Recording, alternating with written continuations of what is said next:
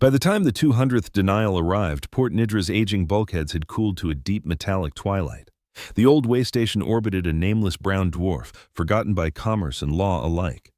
Its corridors smelled of ion dust and fried protein, and its artificial gravity stuttered a shade too light, as if the station were perpetually bracing for a jump it would never make. Kiral Odin sat alone in a cramped rental cubicle overlooking a docking arm, her eyes fixed on a terminal that hummed with the low, insective buzz of an overtaxed processor. Her hands, long-fingered and ash-pale in the terminal's blue light, trembled despite the heated air. The message that had just appeared on the screen was painfully familiar. Asylum case reference, QP093K Odin, Kiral. Decision, denied. Reason code, network stability, security concerns. The denial summary scrolled down in trade tongue, the same paragraphs she could have recited from memory. Respect for her courage, regret for her suffering, gratitude for her belief in their justice, and then, inevitably, the phrase that filled her with a cold, steady rage. In light of credible intelligence indicating your involvement in destabilizing terror activities. She closed her eyes. The words dripping off the screen were the Xi dominions, not the Hilari assemblies, nor the Drusk hegemonies, nor any of the others. Yet they appeared almost identically in all 200 responses, as though the galaxy's powers had agreed on a shared script. The terminal chimed again. A second message. Port Nidra's systems, ever eager to monetize misery, had a service attached to the Interstellar Asylum network. All possible host polities have responded to your case file, the new notification said. Your case is now closed. Kiral exhaled, a slow, tired sound. The alien who had once overseen logistics flows for half a continent of Kesal Prime had done everything properly. Filed complete testimonies, authenticated logs, documented abuses with a bureaucrat's obsession for detail. She had exposed the Xi Dominion's chokehold over her world, its secret relocation campaigns, the null-brand implants that turned dissidents into trembling puppets. She had carried a stolen memory spire across sectors, tendrils of data encoded in crystalline light. It contained scenes she could not bear to watch again. Camps, re-education halls, neat rows of bodies under a sky lit with the Dominion's symbols. It was proof. Proof no one wanted. The door chime to her cubicle vibrated against its frame. Outside, someone cleared their throat. The file's done? Rusk Talvin's voice, rough and sanded by vacuum suit scrubbers, came through the thin metal. Kiral did not answer immediately. She kept staring at the words, "Your case is now closed," as if sufficient focus might make them rewrite themselves. Rusk knocked anyway, a gentle rapping that sounded incongruous on his scarred knuckles. "Kiral, it's near 9 p.m. station time. We got to decide if we're staying or skipping." She touched the door latch. It slid aside with a reluctant hiss. Rusk filled the doorway, tall and wiry, his mottled coat patched with more repairs than original fabric. His eyes flicked from her tense shoulders to the terminal's screen. He did not need to read the message to know what it said. 200, he said quietly. 200, she echoed. He scratched at the faint ridge of scar across his jaw, a souvenir from some border skirmish long before they met. You knew it would end like this. I knew it could, she corrected. I did not know there was nothing left in any of them. No will, no shame, nothing. Rusk shifted his weight. The corridor lights dimmed around them for a moment as Port Nidra's grid compensated for some unseen load. The pact of spheres is a web that took centuries to spin. No one's going to set it on fire for one whistleblower, Kiral, not when the Xi hold half the strands. And if it was 2, 10, Kiral asked, 1,000? Then they'd send thoughts and condolences by the crate, he said dryly, and still do nothing. For a heartbeat, she almost laughed. The urge died quickly.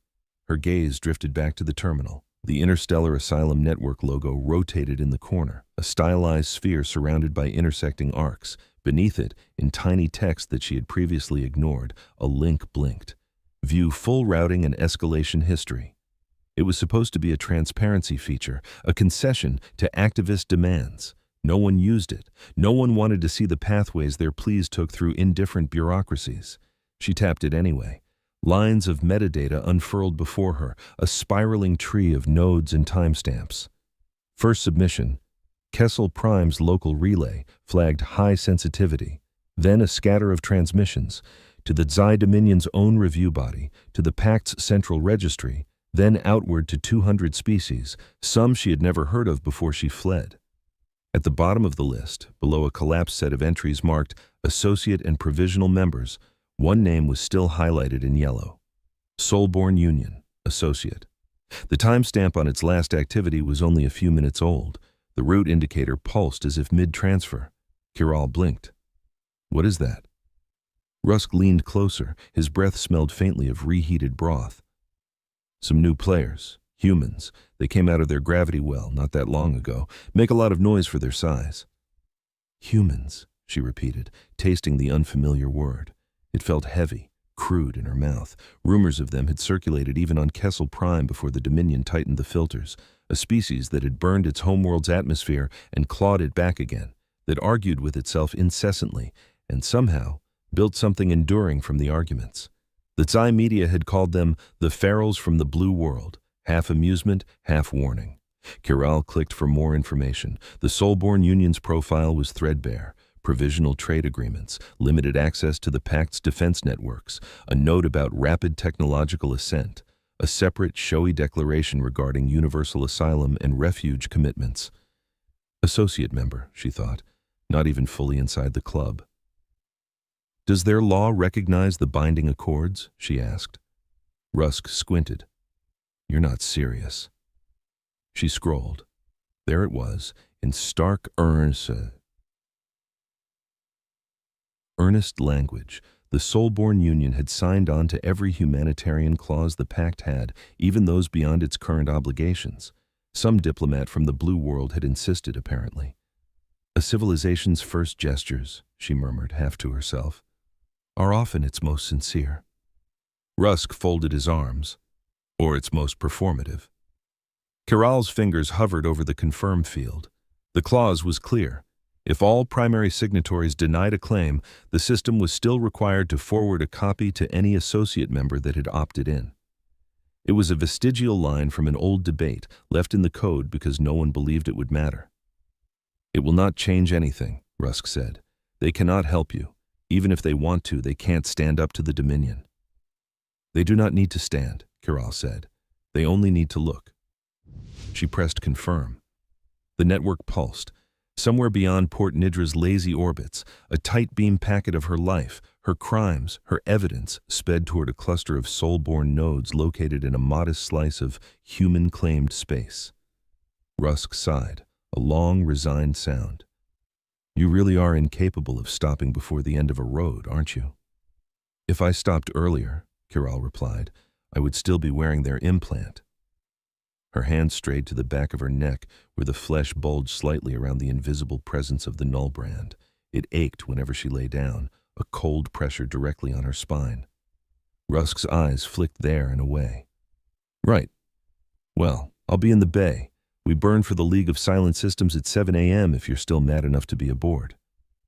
He turned away, leaving her with the terminal's soft glow and the slow thump of her own heart. Time stretched thin.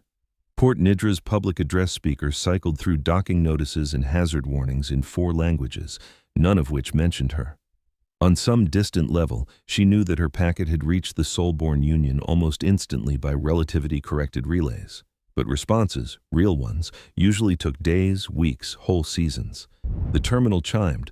A new notification overlaid the fading denial summaries, bearing the Soulborn Union's emblem, a stylized star cradled by intersecting orbits. Asylum case reference, QP093K Odin, Kiral, review status, emergency. Kiral's breath caught. She opened the message with a thumb that suddenly did not feel like her own. A clear, unaccented voice spoke through the tinny speakers, translated to her trade tongue with machine precision. "It is the determination of the Soulborn Union that you face a credible and imminent threat to life and liberty," the voice said, "and that you have provided sufficiently verifiable preliminary evidence of systemic persecution. Provisional asylum is granted, effective immediately, pending formal review. Extraction and protection assets are en route." She read the text as the voice spoke, the words lining up in clean, human standard characters. Decision time elapsed 8 minutes. For a few seconds, Corral thought this must be some cruel simulation, a training scenario playing off her own file, mocked up by Dominion interrogators. Then the metadata field scrolled past. The transmission headers bore the cryptographic marks of the interstellar Asylum network. The routing logs were consistent. There was no trace of internal loopback. She opened the seat storage compartment and pulled out the memory spire. The crystalline rod looked almost benign in her hand, a dull shard the length of a finger. In its facets, trapped light twitched like imprisoned lightning. "Someone looked," she whispered. Outside, Port Nidra's bulkheads thrummed as Rusk's ship, the Ghost Current, began pre-flight checks. Inside, in a secure facility on a green-blue world her eyes had never seen, an artificial mind replayed her life at impossible speed. Seargrid did not think in words, but if it had, they would have been something like this. Pattern matches historical whistleblowers from authoritarian regimes. Xi behavior consistent with high-confidence cover-up. 200 near-identical denials suggest coordinated chilling effect. Predicted risk to claimant, terminal within 30 standard days without protection. Recommend immediate provisional asylum. Notify human operator for confirmation. A bell chimed in a brightly lit office in the Office of Soulborn Refuge. A human administrator glanced at the notification in the corner of his vision, read Seargrid's flagged summary, and, trusting the system that had proven more cautious than bold in the past, hit approve. The whole process took 8 minutes. Back on Port Nidra, Kiral's legs gave out. She slid down the wall to the deck, memory spire clutched tight against her chest. For a long moment there were no tears, no grand displays of emotion, only a profound, disorienting absence of the weight she had carried since the day she fled Kessel Prime. She had not been believed yet, she was not safe yet, but for the first time in years, the universe had not responded with indifference. It had answered, quickly. Rusk reappeared in the doorway without knocking this time. "Kiral," the jump window moved up, the station's... He saw her on the floor, the open message on the terminal. The rough old smuggler stared at the Soulborn emblem for a good 10 seconds. The terminal's cooling fan buzzed between them. "No one decides something like that in 8 damn minutes," he muttered. Kiral looked up. "They did." Rusk rubbed his face. "You know what this means. The Xi aren't going to just snarl and send angry letters. They'll come." "They have always come," she said. "The difference is, someone else is coming too." Her voice was not triumphant. It was thin, cautious, like a plant emerging from scorched soil. Rusk exhaled hard. "All right then, let's see how much trouble the ferals from the blue world are willing to buy." He offered her a hand. She took it and let him pull her to her feet. They both understood that somewhere out there, far beyond Port Nidra's failing sensors, a countdown had begun. On the core world of Khazithar, the Xi Dominion's capital shone like a blade in the dark. Its spires pierced the cloud layers, their tips vanishing into the humming sky of orbital infrastructure. In one of those towers, in a windowless operations chamber, Magister Vuskrin watched numbers in the vigil halo flow past his eyes. He didn't watch them with awe. He watched them with the calm detachment of one who had come to see the omniscient network as an extension of his own senses.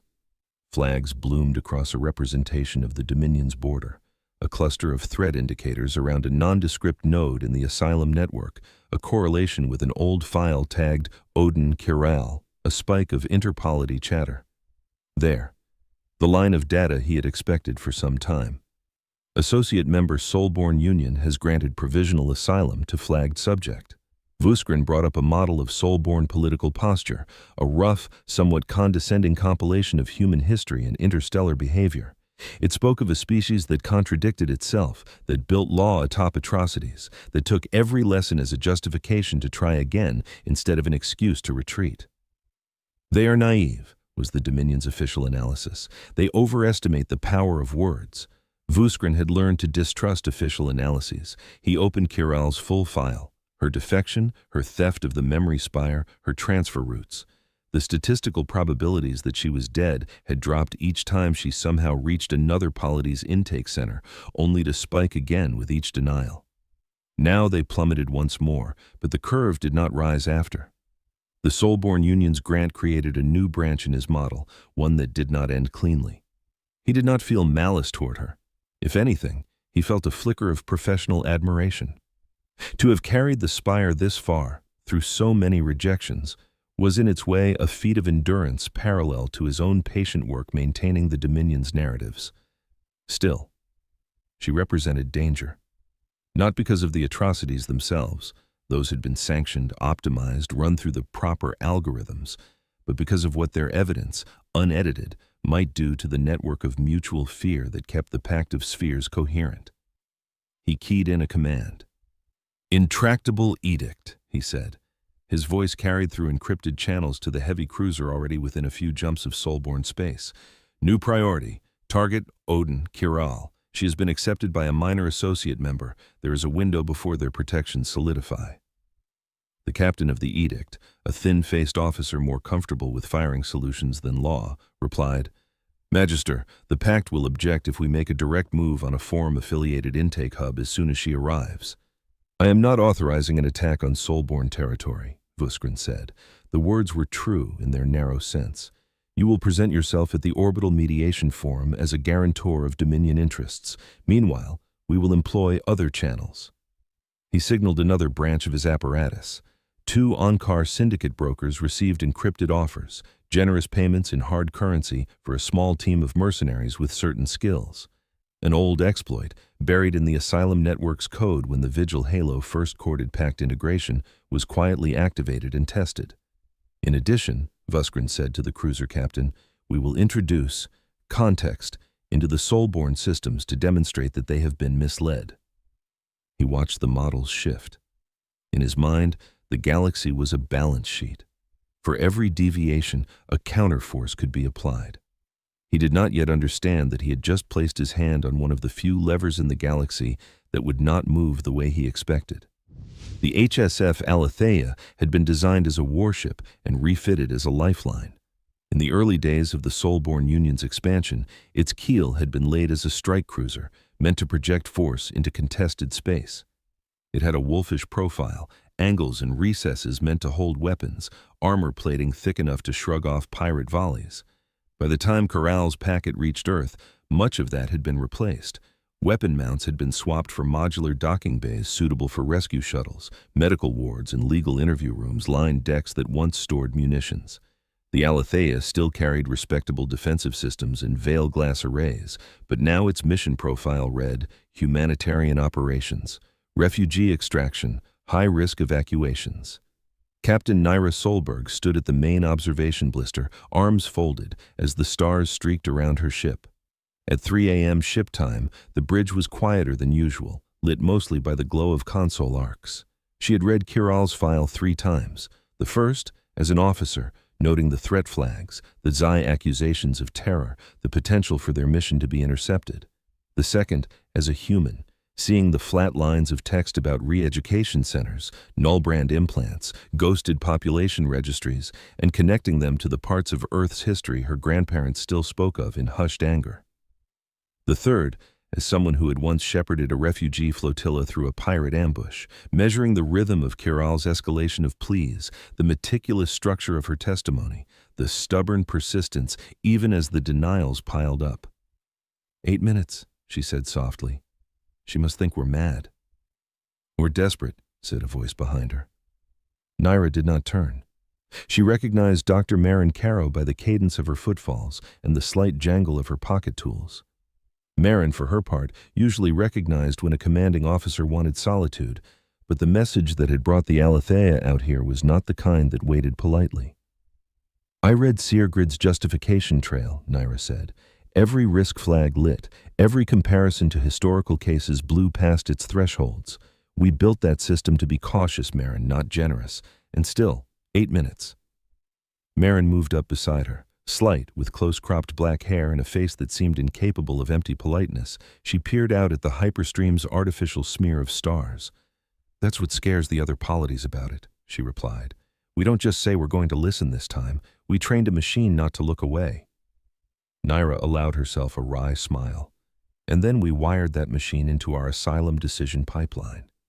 "It cannot approve on its own," Marin reminded her. "You still have to tap the screen." "Some clerk on the night shift in this case," Nyra sighed. "I doubt he realized he was throwing us all into the fire." Marin tucked her hands into her coat pockets. "You don't sound displeased about the fire." I'm a captain in the Soulborn service, Naira said. If I wanted a quiet life, I would have stayed dirtside. Her gaze drifted to the corner of the blister, where a small hollow quietly shimmered. It was connected to the Office of Soulborn Refuge's main thread, currently muted. The emblem of the Union pulsed at slow intervals. What's your read on her? Naira asked. Kiral. Marin's expression tightened. From the logs? Meticulous, hypervigilant, persists in telling the same version of events even when rewarded for softening them. Presents detailed supporting materials that cross-validate. If she were lying, it would be one of the most sophisticated deceptions I've ever seen. And if she isn't, Naira said, though she already knew. Marin stared past the streaming stars. Then we are about to drag into the public eye a crime on a scale that makes even our ancestors' worst look small. And we'll be doing it with half the Pact's leadership telling us to bury it. She paused. Elias knows this. He could have quietly leaned on the clerk, told him to rescind. He didn't. Naira grunted. Elias Morcant has lived his whole political life in the shadow of the Accords. He was born into a world that had already drafted its own Bill of Sentient Rights and then had to convince older powers to take it seriously. If he walks back from Kiral now, he'll be walking back from his own reasons for standing where he does. Marin did not say, and Naira did not need to hear, that Elias also understood the strategic side. The Soulborn Union was small on the galactic stage, but not negligible. Its moral capital was its sharpest tool. If it traded that away for comfort, it would become just one more junior partner to the likes of the Tsai Dominion. The bridge intercom chimed softly. Captain, came Deputy Marshal Aaron Gelbrecht's voice. Border beacon confirms Port Nidra's last traffic ping. The ghost current departed 15 minutes ahead of schedule on a liminal convoy vector. Kiral is aboard. Estimated intercept? Naira asked. If they hold their burn and we push our drive 2 hours, Aaron replied. Maybe less if Rusk Talvin spent more on his engines than he did on his paint. Naira smiled faintly. He did, actually. I've seen his ship's maintenance records. Of course you have, Aaron said. Marshals will be prepped on Bay 2 when we dock. Understood. Bridge out. She glanced at Marin. We'll have a little time with her before the galaxy shows up. Marin nodded. I'll make it count. The ghost current shuddered as it broke from its last micro-jump. Rusk Talvin wrestled with a control yoke that wobbled more than was good for his nerves. Old retrofit, he thought. Should have sprung for a new one when I had the chance. The freighter's dented nose cone filled the view with a wash of Soulborn beacon light. We're in their net, he called back. Kiral, strapped into the co-pilot's chair, watched the starfield resolve into the familiar but still unnerving proximity of a major power's border.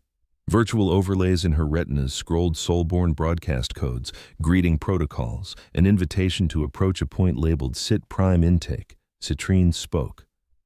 Do we trust this? Rusk asked, half to himself.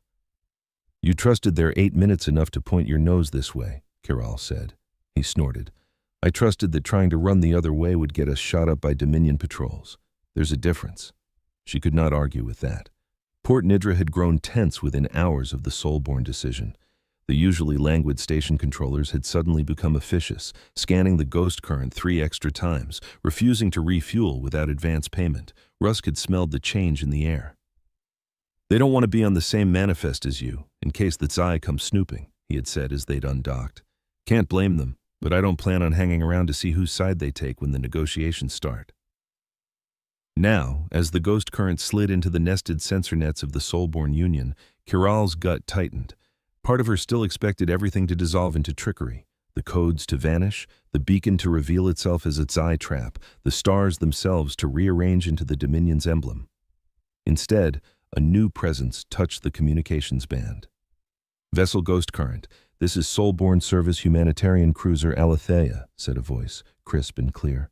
We are approaching from bearing 38 Mark V relative. Please adjust course for soft dock with our Bay 2. You are carrying Asylum grantee Kiral Odin. On behalf of the Soulborn Union, welcome. Rusk glanced at the sensors. An icon resolved out of the noise, tagged with verbose identification. That's a big ship to send for one person, he muttered. Maybe they expected me to bring friends, Kiral replied, unable to keep a thin edge of dry humor from her voice. He shot her a sideways look. Do you know, if I survive this, I am charging you double. If you survive this, she said, I will write you any letter of thanks you like. Make it a credit transfer instead, he said, and guided the ghost current toward the looming shape of the Aletheia. Citrine spoke, orbited a modest star at the edge of soul-born space, its 6 arms reaching out into the void like a frozen explosion. Traffic lanes glimmered with shuttle trails and freighters, but the segment dedicated to the Aletheia's docking was held clear. As the ghost current settled into the bay with a gentle thunk, Kiral felt a subtle difference in the gravity field. It was cleaner, steadier than Port Nidra's. The air that hissed into the freighter when the inner hatch opened was cooler, less stale. It smelled faintly of ozone and something botanical. Kiral hesitated at the threshold. In her mind, borders had always been dangerous places. Crossing them meant new watch lists, new regulations, new flavors of indifference. This border, though, this one had already spoken. Go on, Rusk said quietly. If they shoot you, I'll point out their hypocrisy to anyone who cares. She stepped out. Human boots rang on the deck plate outside. 2 figures waited just beyond the airlock, a woman in a slate blue coat bearing a medical symbol on her shoulder, and a man in darker security black, holstered sidearm in plain sight. The woman stepped forward, palms open, fingers splayed in a gesture that Kiral's translator filtered as formal welcome. Her face was thinner than Kiral expected, her skin a medium brown, her eyes intensely focused. Kiral Odin, she said, in halting but clear Kasali trade dialect. My name is Marin Caro. I am a xenopsychologist with the Office of Soulborn Refuge. This is Deputy Marshal Aaron Gelbrecht. We are here to receive you. As gestures of state power went, it was subdued. No fanfare, no blaring anthems. Yet something about the way Marin chose to speak her awkward Kasali instead of the more common lingua made Kiral's throat tighten. Your accent is terrible, Kiral said. Marin's mouth twitched. I had 2 days in an angry language tutor, she replied. If you are willing, we can switch to standard trade, but I wanted you to hear, at least once, that we tried. Behind them, Aaron stood with arms comfortably loose at his sides, giving the impression of someone who could move very fast if needed but preferred not to. His light blue eyes met Kiral's steadily. He inclined his head.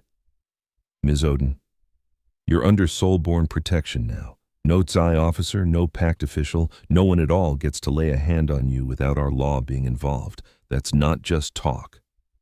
She believed that he believed it. That was something. Kiral stepped fully into the bay. The hatch hissed closed behind her, sealing the ghost current inside. Rusk lingered at the edge. If she disappears, I'm coming back, he said to Marin and Aaron, with very angry letters. Marin nodded solemnly. We will log your concern as a formal complaint. Aaron's mouth curved. He tossed Rusk a small, thin rectangle. In case you ever decide you're done running cargo for people who treat you like a ghost, he said. That's a contact key for our border contracts office. We pay, and we don't shoot at you when it's inconvenient. Rusk caught it with more grace than his frame suggested. For a second, a surprised warmth flickered across his face. Then he stuffed the card into a pocket and turned back to his ship, muttering something about sentimental bureaucrats. Marin gestured toward the corridor. If you can walk, we would like to get you to medical. You mentioned in your file you are still carrying a Tsai nullbrand? Kiral's neck tensed at the word. Many have refused to touch it, she said. They say removing it would be an escalation. Aaron's jaw hardened. The day we start accepting that logic, he said, we might as well hand the keys of our species to the highest bidder. Marin shot him a look that blended fondness and censure. We will assess, she told Kiral more gently. We have procedures, and we have practice. Practice? Kiral asked, startled. Marin nodded. You are not the first to come through with an implant from a regime that wanted to keep you on a leash. You are, however, the first they've threatened half the pact over. Kiral walked. The medical ward of the Aletheia was bright and clean, but not sterile in the old sense. There were plants, enclosed in transparent spheres, releasing a faint, earthy aroma. Soft sounds of water filled the spaces between beeps and hums. Kiral lay on a padded table while a cluster of humans hovered around a display showing her neck from a dozen angles. The nullbrand appeared there as an ugly obstruction, a dark knot woven into delicate strands of nerves. We can reach it, said the lead surgeon, a woman whose name Kiral did not catch. But it's wired into everything they could find. It might be fused with memory sectors. Removal could cause loss of function, of personality markers. It could kill me, Corral said. Yes, the surgeon said, but the alternative is that something out there can, any time, any place. Silence settled. Corral remembered the way the Nullbrand had burned the first time she refused a supervisor's order, the way it had sizzled along her spine when she concealed the memory spire in a crate of replacement parts, the way it had throbbed when she signed her first Asylum form. She had left Kessal Prime with the Dominion embedded in her flesh. Take it out, she said. Marin, standing by her side, squeezed her hand. We will do everything we can to keep you intact. Aaron watched from the observation gallery, hands pressed to the glass. The procedure was not quick. It took the better part of 2 hours. At one point, Corral's heart stuttered and her awareness dissolved into a disjointed haze of light and pain. She glimpsed memories, some hers, some perhaps recorded by the Nullbrand, a courtyard where people in gray marched in lockstep, a quiet office where she had once, long ago, altered a logistics file to reroute food to a starving district, the inside of a Zai conditioning cell where a young Hilari boy had curled up and rocked himself to sleep. When she woke, her neck burned, but the pressure she had grown so used to that she no longer noticed it was gone. The surgeon held up a sealed containment canister. Inside, the Nullbrand twitched weakly, tiny filaments stretching against the field like dying tendrils. We will be studying that very closely, Aaron said from behind the glass. Kiral's first unchained breath felt like inhaling a new gravity field. Why? She whispered hoarsely. Why risk this much for one refugee? You could have said the words, put me in a room, and never touched their leash. Marin, who had stayed by her throughout, answered without hesitation. Because, she said, we have been the ones putting chains under skin.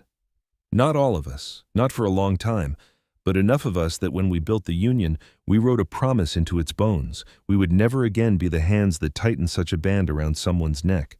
We cannot stop the Zai from using these, but when someone comes into our house wearing one, we take it off.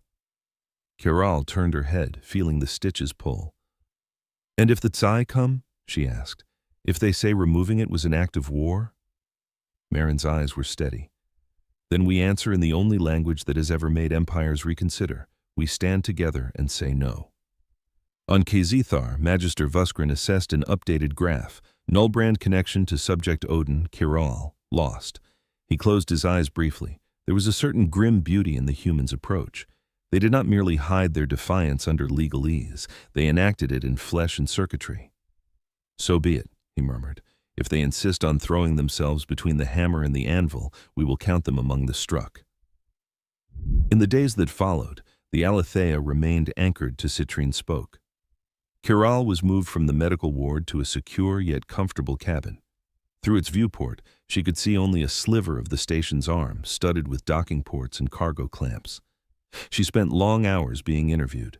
Marin led many of those sessions, asking questions with a gentleness that belied the precision behind them.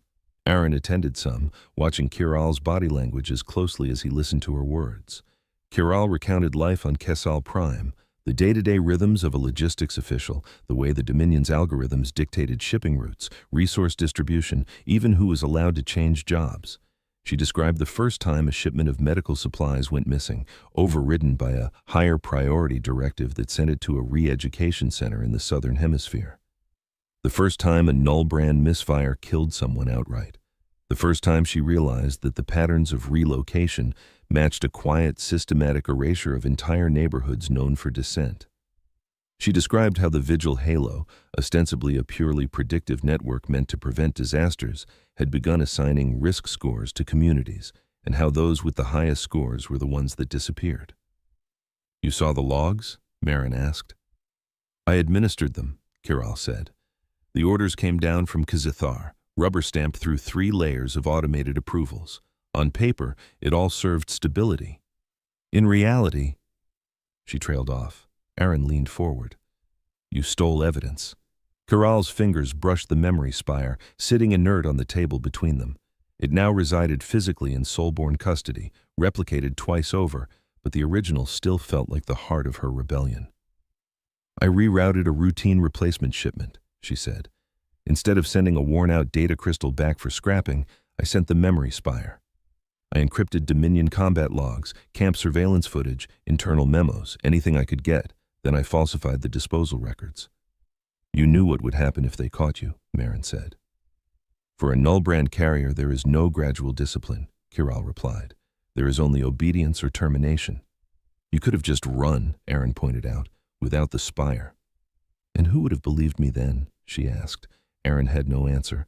On a visceral level, as a human whose history was full of people not believed until it was too late, he understood. Seargrid listened as well, not with ears but through encrypted taps into the Aletheia's systems. It analyzed Kiral's phrasing, cross-checked dates and names. It correlated her narrative with smoothing anomalies in the Vigil Halo's public telemetry and with shipping manifests from neutral worlds. The longer it listened, the more its confidence increased. Probability that Kiral Odin's core claims are substantially true, rising. Probability that Zai accusations are fabricated, rising. At the office of Soulborn Refuge on Earth, a report slid onto Elias Morcant's desk. He read it under the diffuse light of a late afternoon, the city outside his window glowing with the warm haze of a world that had rebuilt itself more than once. He was not a young man. Gray threaded his dark hair. The lines around his eyes were etched by 1,000 negotiations and 1,000,000 small moral compromises. But there were some lines he had never crossed, and Kiral Odin's case poked at one of them. He skimmed the executive summary, then dug into the technical files. Seargrid's models of the Vigil Halo amused him in their own strange way. The Zai's pride and joy had been turned into a series of clustering diagrams in a human-made AI's mind. He paged his advisors. The call went out, and before long his private office overlay filled with translucent projections, legal experts, security officials, representatives from the Coalition for Sentient Rights, a Navy liaison from Admiral Breslow's staff. "This is going to blow up," said the Navy liaison blandly. "The Dominion will not let it stand. They will demand extradition. When we refuse, they will threaten force. Even if they don't act, others will assume they might. Our trade, our position in the pact, everything gets more precarious." A legal scholar adjusted her glasses. "On the other hand, if we cave, if we hand Kiral over or quietly send her to some neutral facility, we destroy any credibility our asylum commitments have. Every sentient thinking of coming to us will know we are only safe until a big enough bully knocks." A representative from the coalition leaned forward. "We have spent the last decade trying to convince lesser polities that aligning with us isn't suicidal idealism. This is our first real test case. If we pass, we gain 10 allies in the silent margins. If we fail..." Elias listened. He did not interrupt. He knew all the arguments. He had made some of them himself in late-night conversations with his own conscience. Finally, he raised a hand. "We are not the Zai Dominion," he said. "We do not decide what is true by decree. We have a process. We have evidence. We have an AI that we built specifically to flag cases like this because we know how easy it is to look away when it hurts." He looked directly into the feed where the Navy liaison sat. "I will not be the Secretary General who says, the first time someone asks us to live up to our own laws, we flinch. If the pact tries to force our hand, we will remind them of the binding accords they signed. If that fails, then we will have to decide whether our signature means anything when it's inconvenient." The liaison nodded slowly. Admiral Breslow, who had been silent on an audio-only line, spoke up then. "I can position a task group within one jump of the Orbital Mediation Forum," he said. "Veil glass up, weapons tight. No one will see them until they choose to be seen. It won't let us win a war with the Dominion, but it will complicate any hasty decisions they make." Elias allowed himself a small chuckle. "You always did enjoy complicating hasty decisions." He turned to his legal scholar. "Draft a statement to the Pact Council. We will attend an emergency hearing at the Orbital Mediation Forum. We will present Kiral's evidence. We will reject any demand to hand her to the Dominion." "And if the Forum sides with the Zai?" she asked. "Then," Elias said, "the galaxy will see where everyone stands." He signed the authorization to move the Aletheia from Citrine Spoke to the Forum.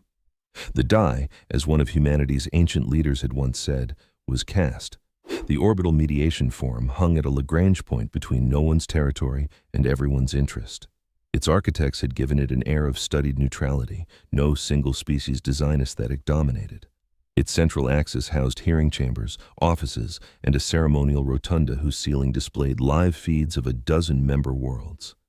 As the HSF Aletheia approached on Vector, Soulborn colors bright against the dark, a more ominous shape already loomed near one of the Forum's auxiliary docks. The intractable edict kept its weapons powered down in deference to Forum protocols, but its presence was unmistakable. It was a predator trying to look like a house pet. On the Aletheia's bridge, Naira Solberg regarded the Zai cruiser's silhouette with a tight jaw. "Remind me," she said to Aaron, who stood at the tactical console, "why do they get to park that thing within spitting distance of a neutral station and still call this mediation?" "Because half the pact likes their shipping lanes clear," Aaron said. "And because in theory, no one fires a shot within 5,000 clicks of this place." "In theory," Naira said. Seargrid, whose local instance was being spun up inside a reserved bay on the Forum, ran a quick risk analysis. Likelihood of Zai direct kinetic action during initial hearing, moderate. Likelihood of Zai covert digital interference, high. It dispatched a warning to its core on Earth, accompanied by a hazily worded recommendation: consider rerouting computational resources and activating defensive protocols around the Forum's Asylum network nodes. Seargrid's designers had given it the capacity to act in self-defense against certain classes of intrusion, but they had also shackled it with strict constraints. It could not, for example, counterattack foreign systems outside of defined legal frameworks. It could, however, fortify itself and mark anomalies. On Kazethar, Magister Vuskrin's operators began laying their trap inside the Interstellar Asylum Network's local instance. They activated code that had slept for years, disguised as routine error handling. That code began probing Seargrid's interfaces, searching for vulnerabilities. Vuskrin's intent was not to crash the AI. That would draw too much attention. His goal was subtler, to introduce tiny inconsistencies into the record of Kiral Odin's case, to make it appear, in any forensic later review, as though Seargrid's logs had been altered by Soulborn hands in favor of granting asylum. If they could make it look like a Soulborn conspiracy, then even if the truth emerged, it would be stained with suspicion. As Kiral, Marin, and Aaron made their way through the Forum's docking ring toward the designated mediation chamber, this unseen duel began. Seargrid sensed the intrusion on its periphery.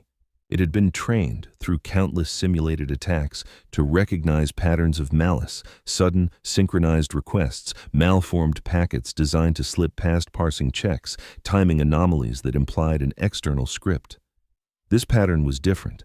It felt, from Seargrid's perspective, almost like the organic variation of normal traffic, except that certain data blocks, particularly around Kiral's initial application, were being read, copied, and subtly rewritten too often. Someone was trying to retcon the past.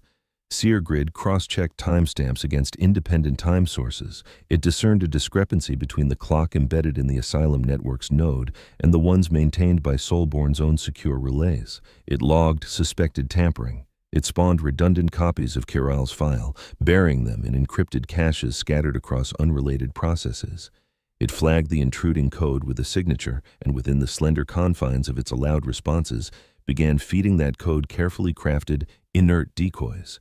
The attacker thought they were rewriting something precious. In reality, they were scribbling on air. In the mediation chamber, unaware of the software chess above their heads, Kiral sat at a curved table facing a semicircle of delegates. The chamber was large enough to make even a human feel small. High ceiling, acoustic dampeners giving conversations a hushed quality. Holographic plaques hovered in front of each delegation: Drusk Hegemony, Velith Harmonium, Oracene Choir, Hilari Assembly, Koran Collective, Onkar Syndicates, and dozens more. The Zai Dominion's representatives sat near the center, their emblem a stylized halo enclosing a star. Magister Vuskrin himself was present, robed in somber gray, his expression unreadable. The Soulborn delegation occupied a place slightly off-center, a physical acknowledgement of their associate status. Naira stood at the back, in formal dress uniform. Aaron flanked Kiral's left side, while Marin took the right. A hologram of Elias Morkant flickered to life on a podium behind them, scaled true to his height. Out of courtesy to physical attendees, he appeared slightly translucent. A soft chime signaled the session's start. "By convening authority of the Pact of Spheres," intoned the Forum's presiding magistrate, a being from the Oracene Choir whose voice resonated like distant bells, "this emergency hearing is now in session. The matter before us, the provisional asylum granted by the Soulborn Union to Kiral Odin of Kesal Prime over explicit objections by the Zai Dominion and concerns by multiple signatories. We will hear first from the Dominion. Magister Vuskrin stood. He moved with the controlled grace of someone long used to being the calmest presence in any room. Honored delegates, he began, his words rendered simultaneously into a dozen languages. Our objection is simple. The Zai Dominion has long borne the burden of maintaining stability along its borders, including Kesal Prime. In the execution of that duty, we have unfortunately faced insurgent elements who seek to sow terror and chaos. He gestured toward Kiral without looking at her. Kiral Odin is one such element. Her actions resulted in the deaths of civilians and peacekeeping personnel. She stole Dominion property, fabricated or altered records, and then sought to incite international condemnation through a carefully constructed narrative.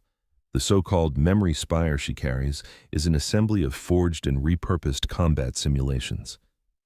There was a rustle from the Halari delegation. Senator Helmev's tendrils rippled, a Halari expression of barely suppressed anger. Vuskrin's gaze swept the room, pausing briefly on Elias's projection. We respect the Soulborn Union's enthusiasm for humanitarian ideals, he continued. We all were young once, but in their fervor, they have allowed themselves to be used as a tool of destabilization. Granting asylum to a known terrorist without proper consultation is a grave breach of trust. He folded his hands. We request, formally, that Kiral Odin be remanded to Dominion custody for trial under our law. Failing that, we ask this body to censure the Soulborn Union and bar them temporarily from processing asylum cases with implications beyond their own territory. The presiding magistrate's luminous form shivered slightly. The Soulborn Union may respond. Elias Morkant stepped forward in his projected space. He didn't speak immediately. He let the room settle, let the weight of Vuskrin's accusations hang in the air long enough that when he cut through them, the contrast would be clear.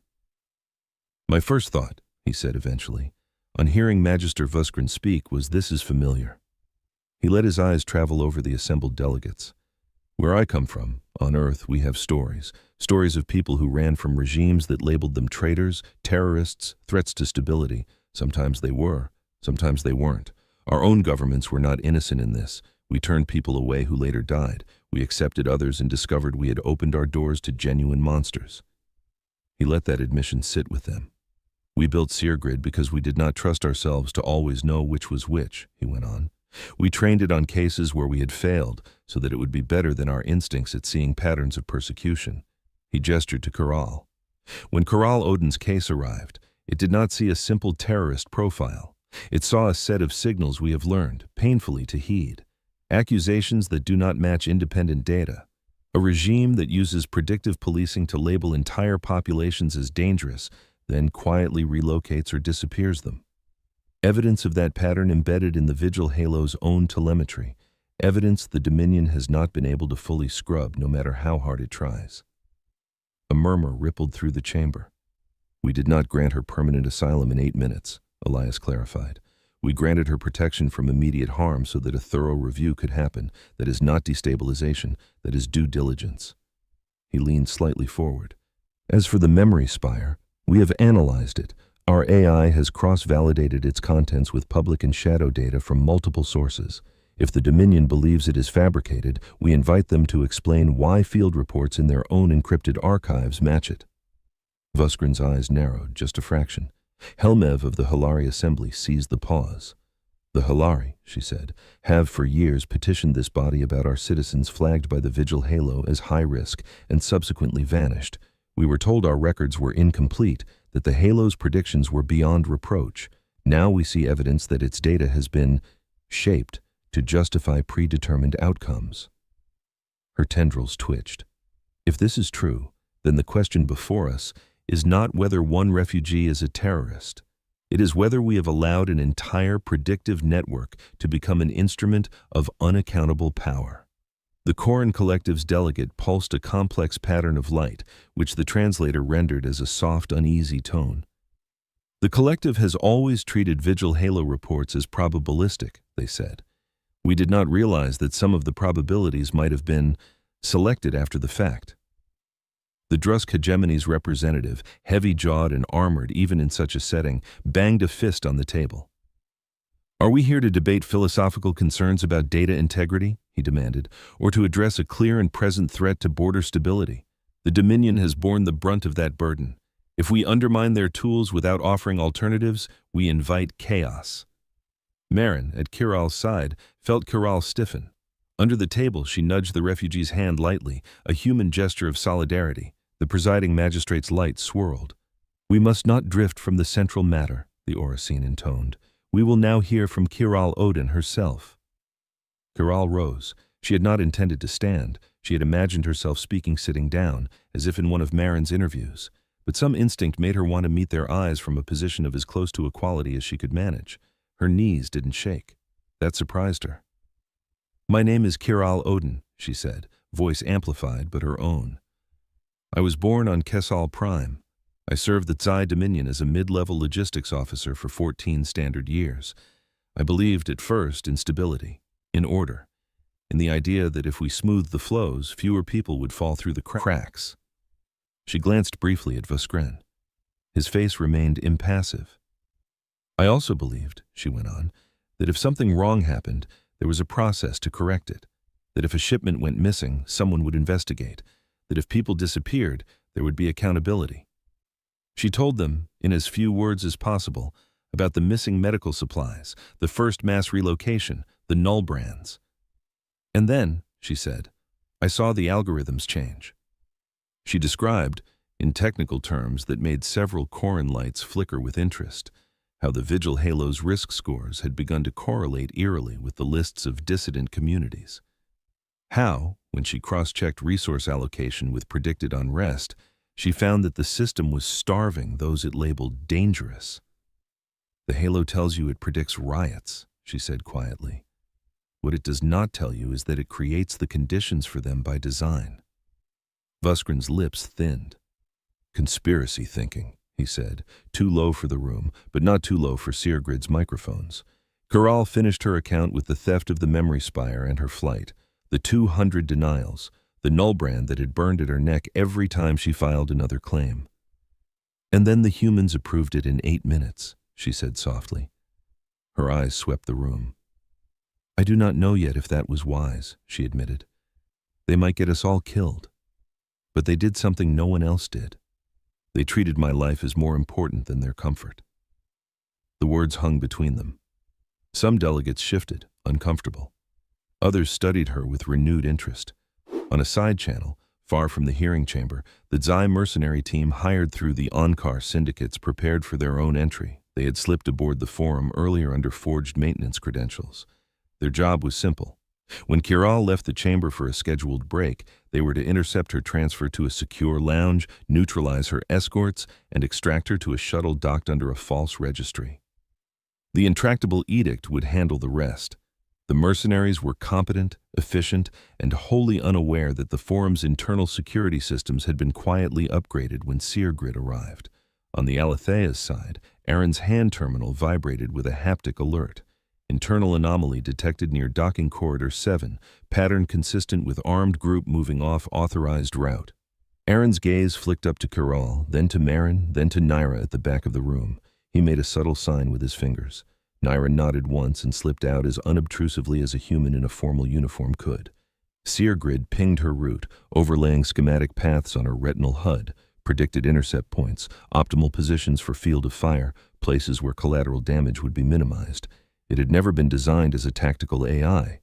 But pattern recognition is pattern recognition, whether applied to refugee cases or to clusters of heat signatures moving wrong.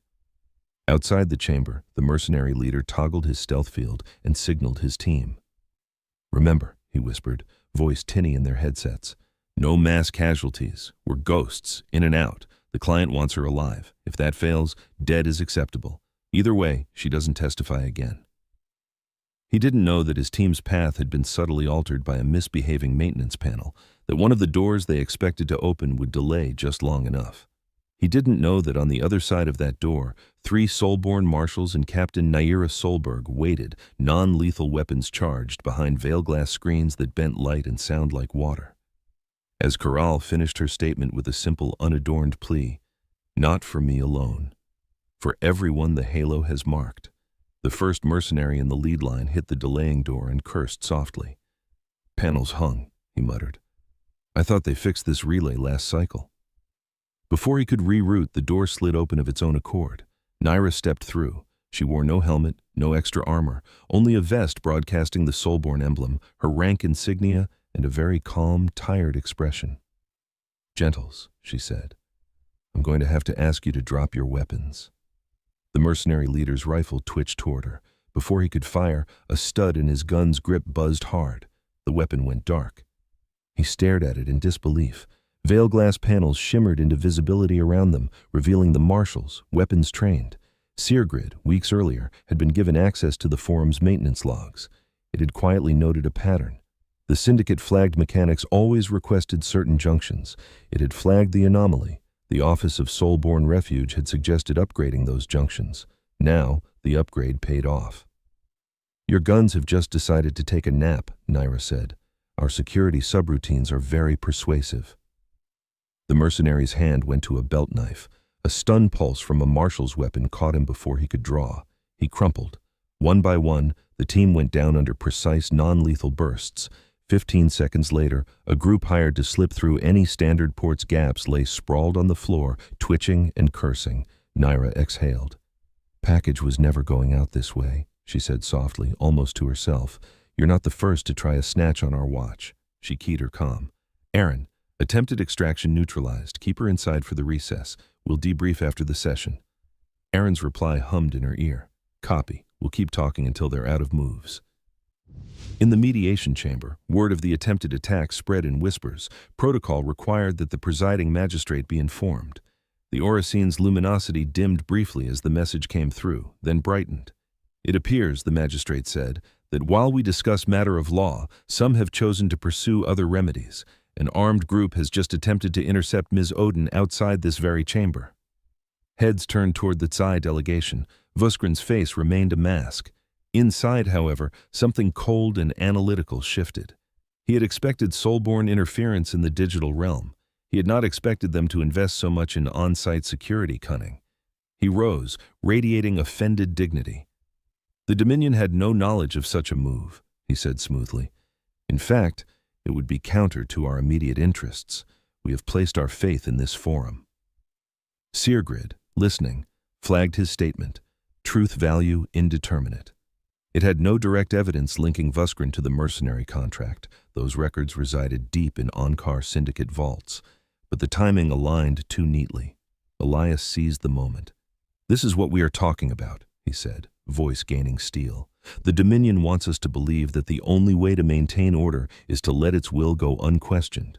But when scrutiny approaches, someone tries to silence the witness in the shadows. That is not the behavior of a power confident in its truth. He gestured toward Kiral again.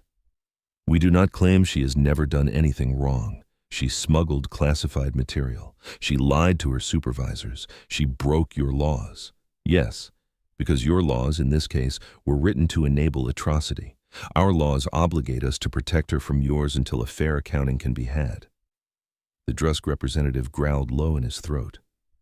Fairness is a luxury at the edges of space, he said. Perhaps, Elias replied, but if we cannot afford even this small act of fairness in the safety of this chamber, then what is the point of this forum, of the pact? We all might as well admit that what we have built is not law, but fear given paperwork. The Oricine magistrate flickered. We are straying, it murmured. We must return to the central questions. Does the Soulborn Union have the right, under the binding accords, to grant provisional asylum in such a case?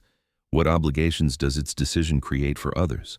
And is there sufficient indication of systemic abuse by the Tsai Dominion to warrant further investigation into the Vigil Halo? The room buzzed. In the back rows, a younger delegate, one of the aides from the League of Silent Systems, sent a discreet message out of the chamber. It passed through several relays, bounced off a Koran relay, and arrived at a remote colony where a group of refugees huddled around a projector. They saw Kiral's face as she spoke. They heard Elias's words.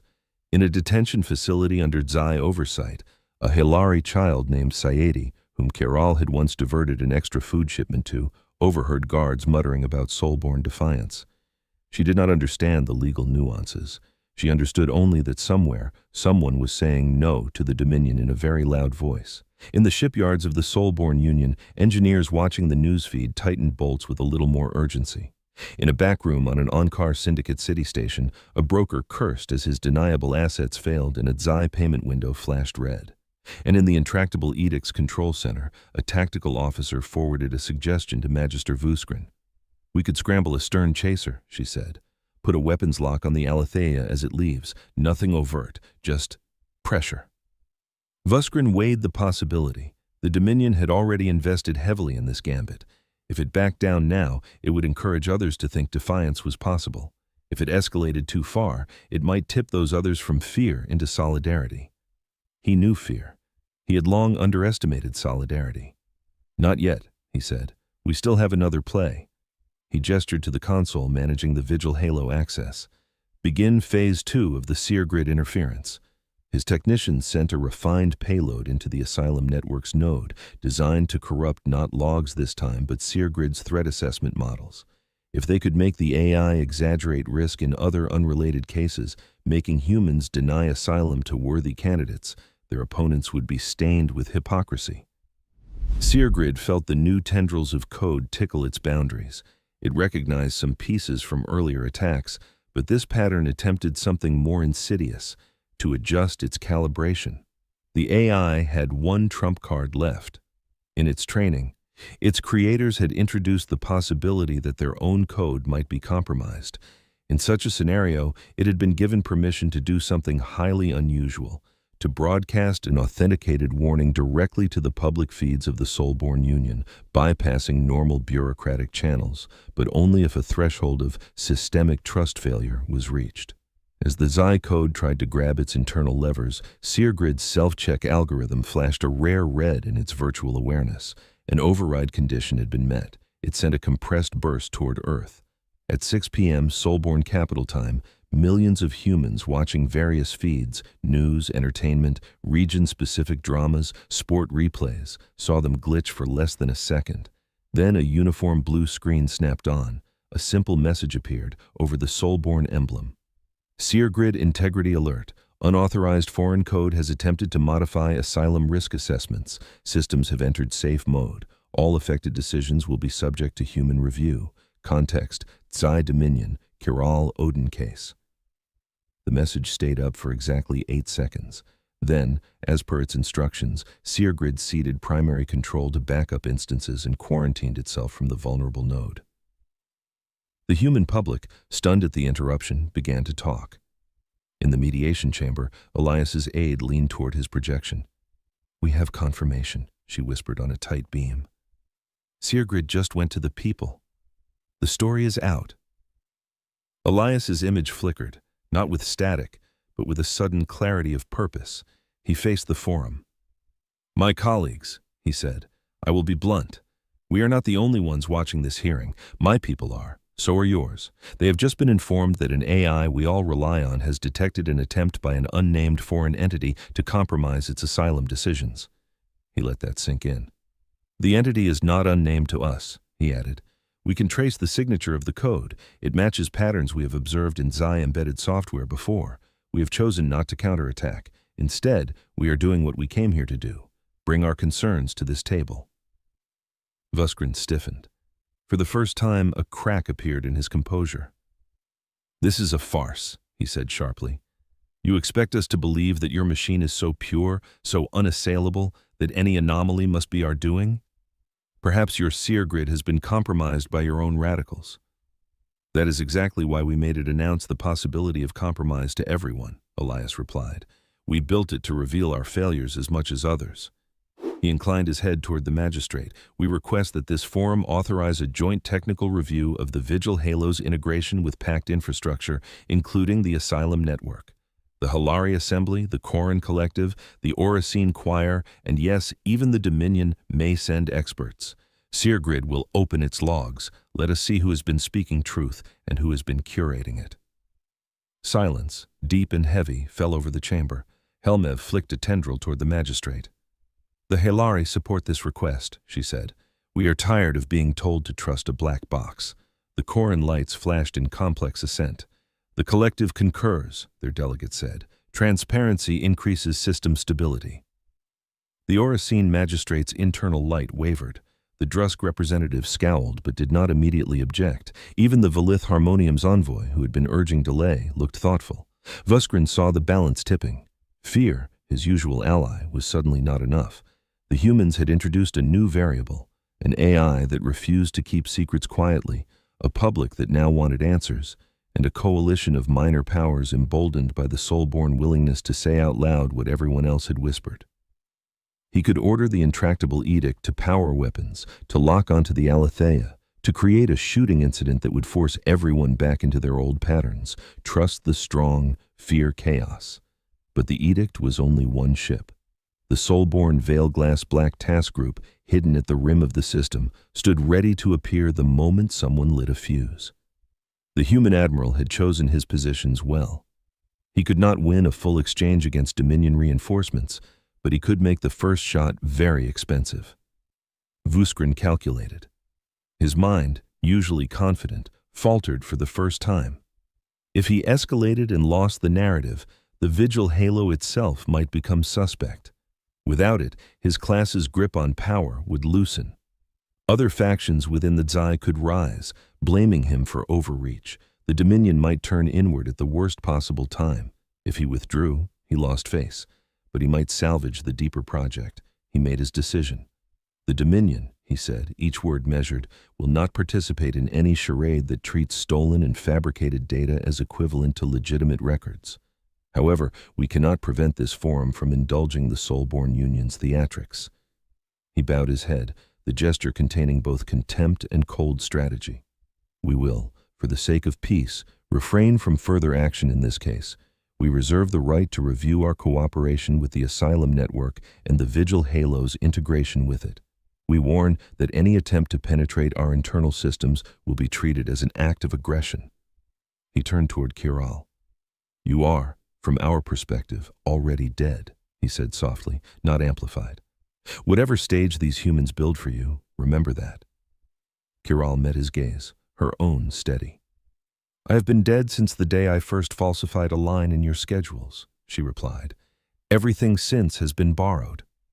He blinked once, then withdrew. The presiding magistrate's glow shifted shades. It appears, the Oracene said, that while consensus eludes us on all points, there is at least agreement on some. The Soulborn Union acted within its rights under the binding accords in granting provisional asylum. Kiral Odin shall remain under Soulborn protection until further notice. The Forum will sponsor a joint review of the Vigil Halo's interface with its systems. The gavel pulses that signaled adjournment hummed through the air. The hearing ended. No grand cheer broke out. There was no immediate explosion of violence. Delegates rose, some in relief, some in anger, some calculating new alignments. Kiral sat for a moment, the world spinning just slightly. Marin's hand found her shoulder. You did it, Marin murmured. No, Kiral said, voice dazed. You did. We did, Aaron interjected, stepping in. All of us, including a certain AI that decided to scream in the middle of everyone's holoshows. Far away, on Earth, Seargrid's quarantined instance settled into a lower activity state. It had done something outside its usual remit. Its logs would be pored over by human engineers, politicians, ethicists. Some would argue that it had overstepped, that no machine should be allowed to message the public directly. But among the people who had seen that blue screen interrupt their dinner or their commute, a simple idea had lodged. Someone tried to make our better angels fail, and the system itself told us. For many of them, that was worth a measure of trust. Kiral left the chamber under guard, though the threat of another attack had diminished. Aaron walked on one side, Marin on the other. They moved through the forum's curving corridors, past clusters of murmuring delegates and swirling media drones. At a viewport overlooking the docking arms, Kiral stopped. The intractable edict glittered in the distance, its hull lights winking as it began to back away from the forum. They are leaving, she said. For now, Aaron replied. They will be back, she added. Almost certainly, Marin said, but next time they will find more eyes watching, not just ours. A soft chime drew their attention to a nearby conference room. Senator Helmev emerged, flanked by two Hilari aides. She paused when she saw Kiral. Helmev approached with deliberate slowness, her tendrils moving in a pattern that Kiral recognized as formal respect. "Kiral Odin," Helmev said, "when the Dominion began disappearing my people, they labeled us regrettable collateral to predictive stability. We complained. We were told to be reasonable. Today, you showed them what unreasonable looks like." Kiral almost laughed at that. "I am not sure if I should be proud of that," she said. "You should," Helmev replied. "We, Halari, will stand with the Soulborn Union in this review. Many in the periphery will. You have given them something to point to instead of their own throats." She inclined her head to Marin and Aaron. "To your people as well," she said. "You are either very brave or very foolish." "On a good day," Aaron said, "we manage to be both at once." Helmev's tendrils quivered, the Halari equivalent of a smile, and she moved on. Naira joined them then, a faint bruise forming at her temple from an encounter with a flailing mercenary elbow. "You all right?" Aaron asked. "Nothing a rest and a drink won't fix," she said. "Checked on Rusk, by the way. Our smuggler friend is busy writing angry letters to his own network about their choice of clients." "Will he get in trouble?" Kiral asked. "Not from us," Naira said. "From the Ankar, possibly, but I think he's had enough of their kind of safety." They walked on, boarding the shuttle back to the Aletheia. As Citrine spoke receded behind them, and the forum became another glitter in the dark, Kiral sat by a small viewport and watched the stars. For the first time since she left Kessal Prime, the space between them did not feel entirely empty. "You are quiet," Marin observed, sitting opposite. "Do your people have a word?" Kiral asked slowly.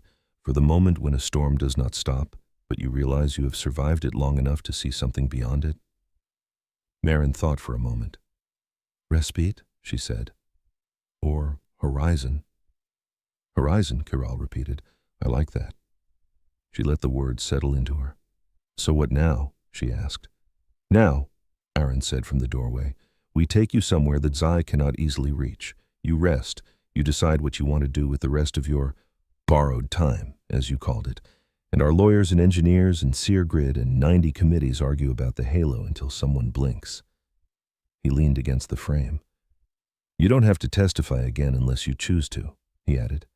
"We have enough already to keep the conversation going." Kiral nodded. "I will testify again," she said. "Not because I trust you completely, not because I think you will not fail later, but because you did not fail now. That is a rarity I cannot ignore." Marin's eyes warmed. "We will fail," she said honestly.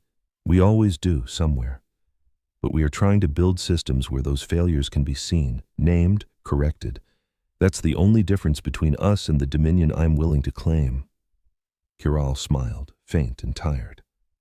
"Then, perhaps," she said, "your chaos is preferable to their order." In a quiet control room on Earth, Elias Morkant watched the Aletheia's icon move away from the forum on a holomap.